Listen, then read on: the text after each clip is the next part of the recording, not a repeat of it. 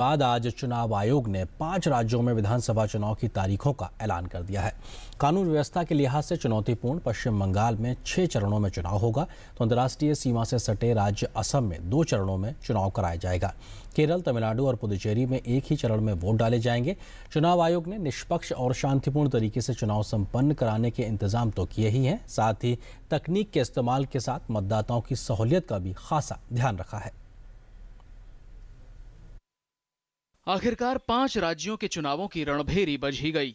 बिहार विधानसभा चुनावों के बाद सबसे अहम माने जा रहे इन 5 राज्यों के विधानसभा चुनावों के जिस महासंग्राम की तारीखों के लिए लोग बेसब्री से इंतजार कर रहे थे, उसका ऐलान शुक्रवार को चुनाव आयोग की पूर्ण पीठ ने किया। 5 राज्यों में कुल 824 विधानसभा सीटों पर चुनाव होंगे। पश्चिम बंगाल में 6 और असम में 2 चरणों में, जबकि केरल, तमिलनाडु और पुडुचेरी में 1 चरण में चुनाव होगा। 5 राज्यों में मतगणना 19 मई को होगी। चुनाव की तारीखों का ऐलान होते ही आदर्श आचार संहिता तत्काल प्रभाव से लागू हो गई है। आयोग के मुताबिक शांतिपूर्ण और निष्पक्ष चुनावों के लिए उसकी पूरी तैयारी है।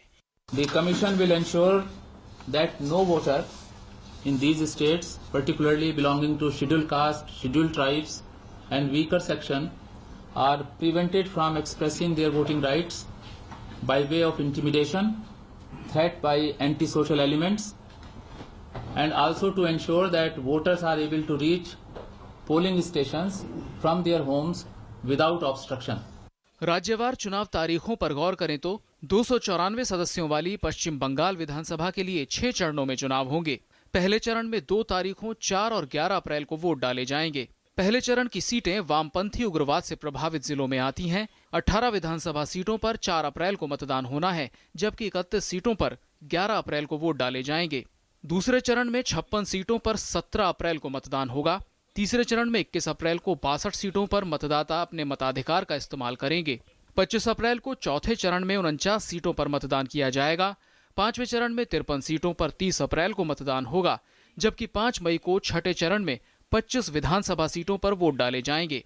असम की बात करें तो राज्य में 126 सदस्यों वाली विधानसभा के लिए 2 चरणों में चुनाव होंगे। पहले चरण में 4 अप्रैल को 65 सीटों पर वोट डाले जाएंगे, जबकि दूसरे चरण में 61 सीटों पर 11 अप्रैल को मतदान होगा। तमिलनाडु, पुडुचेरी और केरल में 16 मई को एक ही चरण में ही चुनाव संपन्न होंगे। 19 मई को सभी राज्यों में मतगणना के बाद उसी दिन परिणाम आ जाएगा। चुनाव आयोग ने 5 राज्यों के विधानसभा चुनावों के लिए कई खास तैयारियां की हैं, जिससे न केवल मतदाताओं को सुविधा हो, बल्कि राजनीतिक दलों को भी कम मुश्किलों का सामना करना पड़े। मतदान के दौरान भारी सुरक्षा व्यवस्था की जाएगी। असम और पश्चिम बंगाल में अर्धसैनिक बल तैनात किए जाएंगे। दिव्यांगों के लिए पोलिंग बूथ पर खास इंतजाम किए जाएंगे। अधिकारियों और फोर्स की मूवमेंट जीपीएस से ट्रैक की जाएगी। चुनाव आयोग चुनाव प्रक्रिया में आईटी और मोबाइल ऐप का भी प्रयोग करेगा। पहली बार नोटा के लिए एक सिंबल का इस्तेमाल होगा। बिहार के बाद इन 5 राज्यों में पहली बार ईवीएम में उम्मीदवारों की फोटो भी होगी। चुनाव के दौरान पूरी पारदर्शिता बरतने के लिए भी चुनाव आयोग ने पूरी तैयारी की है। For the first time in these states, a symbol for nota has been provided. Symbol. Up till now, the commission was writing nota, N-O-T-A, but this time the commission, in consultation with National Institute of Design, has prepared a symbol which will be placed at the bottom of the list of the candidates. 5 राज्यों में करीब 17 करोड़ मतदाता vote डालेंगे। असम में 1 करोड़ 98 लाख मतदाता हैं। केरल में 2 करोड़ 56 लाख, तमिलनाडु में 5 करोड़ 79 लाख, पश्चिम बंगाल में 6 करोड़ 55 लाख और पुडुचेरी में 9 लाख 27 हजार मतदाता हैं। असम के चुनाव के लिए 24,888 मतदान केंद्र बनाए गए हैं, जबकि केरल में 21,498 मतदान केंद्र होंगे। तमिलनाडु में 65,616, जबकि पश्चिम बंगाल में 77,247 मतदान केंद्र बनाए गए हैं। वहीं पुडुचेरी में 913 मतदान केंद्र हैं। 126 सीटों वाली असम विधानसभा में फिलहाल कांग्रेस की सरकार है। तमिलनाडु विधानसभा में 234 सीटें हैं और यहां जयललिता की एआईएडीएमके की सरकार है। 140 सीटों वाली केरल विधानसभा में कांग्रेस के गठबंधन वाले यूडीएफ की सरकार है, जबकि 294 सीटों वाली पश्चिम बंगाल विधानसभा में टीएमसी की सरकार है।